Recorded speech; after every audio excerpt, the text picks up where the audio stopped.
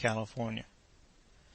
5 Weeks in a Balloon, or Journeys and Discoveries in Africa, by Three Englishmen, by Jules Verne, translated by William Lackland. Chapter 21. Strange Sounds. A Night Attack. Kennedy and Joe in the Tree. 2 shots. Help, help. Reply in French. The Morning. The Missionary. The Plan of Rescue. The night came on very dark. The doctor had not been able to reconnoiter the country. He had made fast to a very tall tree from which he could distinguish only a confused mass through the gloom. As usual, he took the 9 o'clock watch, and at midnight Dick relieved him. "Keep a sharp lookout, Dick," was the doctor's good-night injunction. "Is there anything new on the carpet?" "No, but I thought that I heard vague sounds below us, and, as I don't know exactly where the wind has carried us to, even an excess of caution would do no harm." "You probably heard the cries of wild beasts." "No, the sounds seem to me something altogether different from that. At all events, on the least alarm, don't fail to waken us." "I'll do so, doctor. Rest easy." After listening attentively for a moment or two longer, the doctor, hearing nothing more, threw himself on his blankets and went to sleep. The sky was covered with dense clouds, but not a breath of air was stirring, and the balloon, kept in its place by only a single anchor, experienced not the slightest oscillation. Kennedy, leaning his elbow on the edge of the car, so as to keep an eye of the cylinder, which was actively at work, gazed out upon the calm obscurity. He eagerly scanned the horizon, and, as often happens to minds that are uneasy or possessed with preconceived notions, he fancied that he sometimes detected vague gleams of light in the distance. At one moment he even thought he saw them only 200 paces away, quite distinctly, but it was a mere flash that was gone as quickly as it came, and he had noticed nothing more. It was, no doubt, one of those luminous illusions that sometimes impress the eye in the midst of very profound darkness.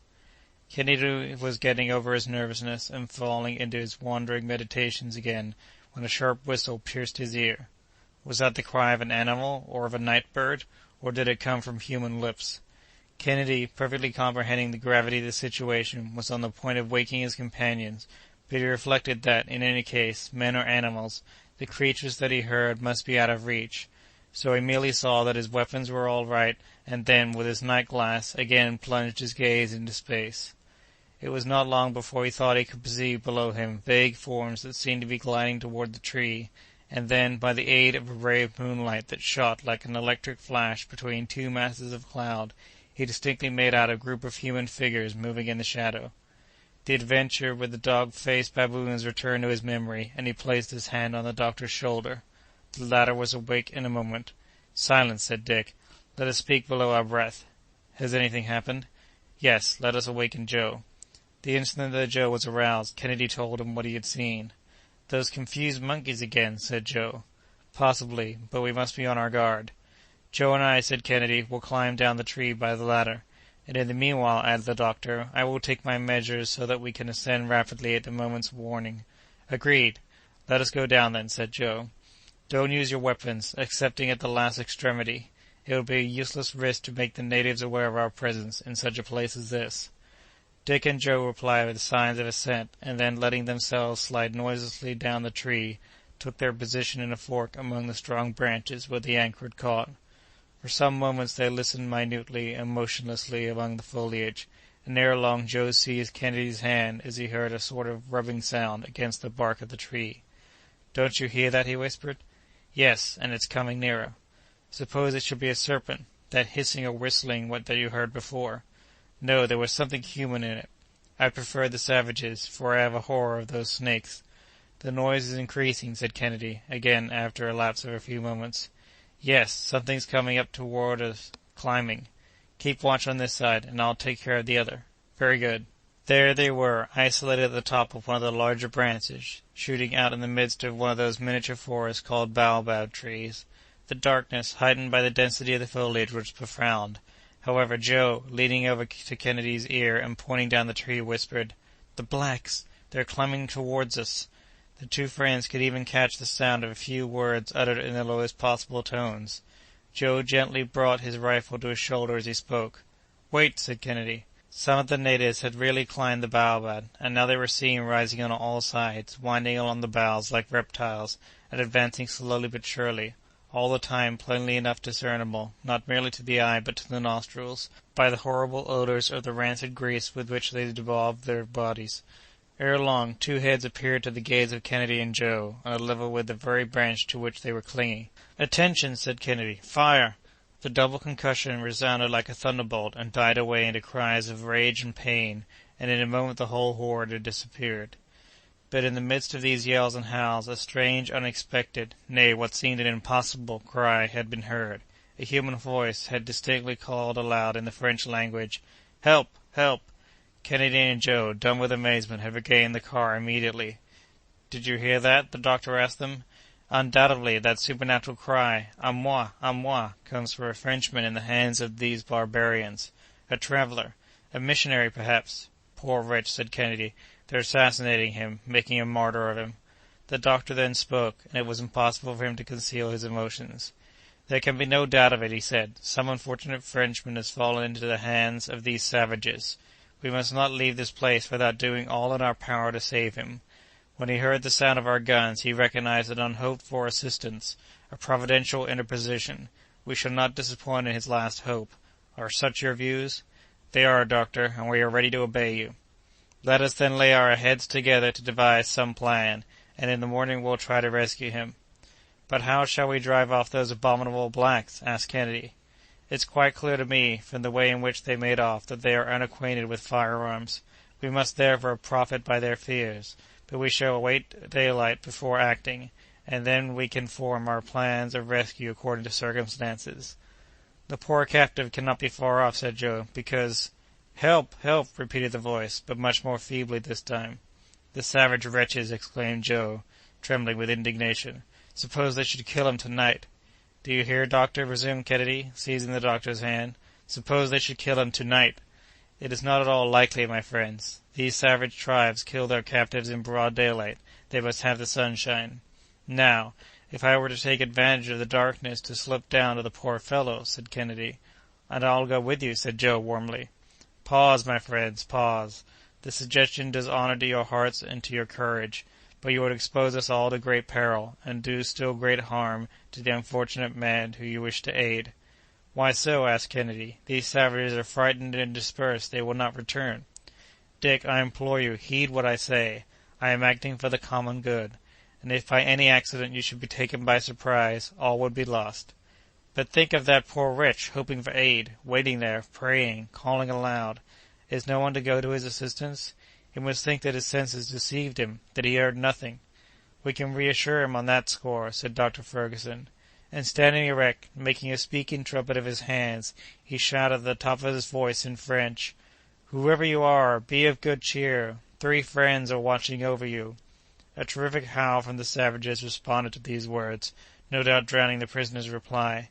"They are murdering him! They are murdering him!" exclaimed Kennedy. "Our interference will have served no other purpose than to hasten the hour of his doom. We must act."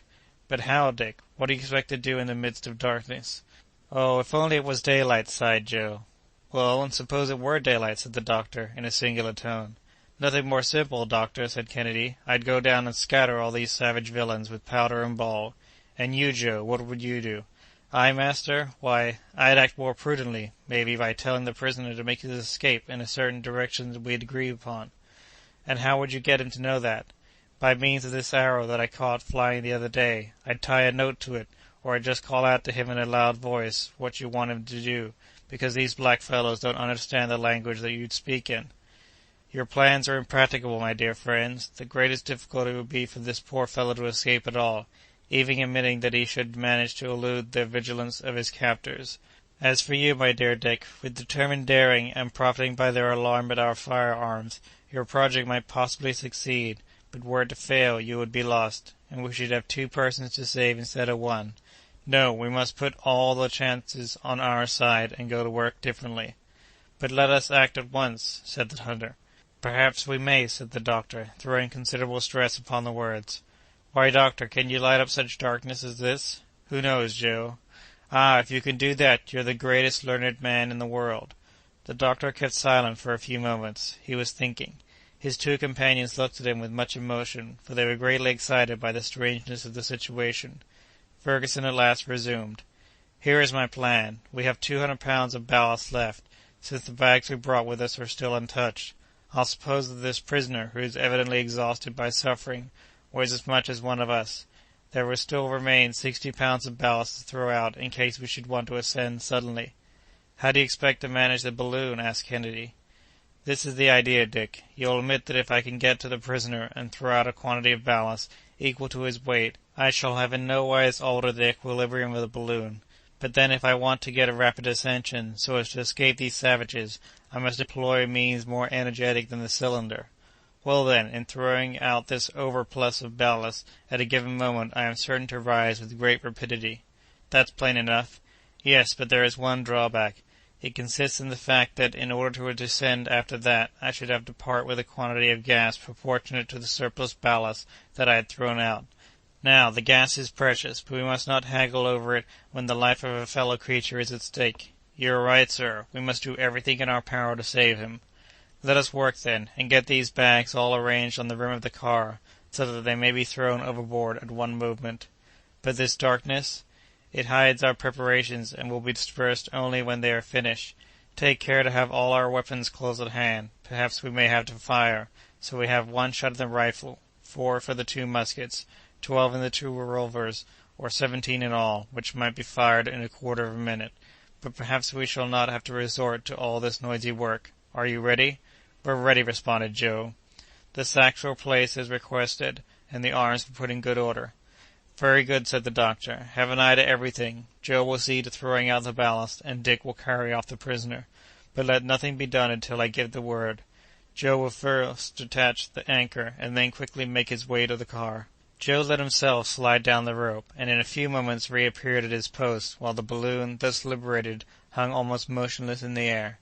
In the meantime, the doctor assured himself of the presence of a sufficient quantity of gas in the mixing tank to feed the cylinder, if necessary, without there being any need of resorting for some time to the Bunsen battery. He then took out the 2 perfectly isolated conducting wires, which served for the decomposition of the water, and, searching in his travelling sack, brought forth 2 pieces of charcoal, cut down to a sharp point, and fixed one at the end of each wire. His 2 friends looked on, without knowing what he was about, but they kept perfectly silent. When the doctor had finished, he stood up erect in the car, and taking the 2 pieces of charcoal, one in each hand, drew their points nearly together. In a twinkling an intense and dazzling light was produced, with an insupportable glow between the 2 point ends of charcoal, and a huge jet of electric radiance literally broke the darkness of the night. "Oh!" ejaculated the astonished friends. "Not a word," cautioned the doctor. End of Chapter 21 of 5 Weeks in a Balloon. Recording by Alex E. Talander, Davis, California. www.alexetalander.com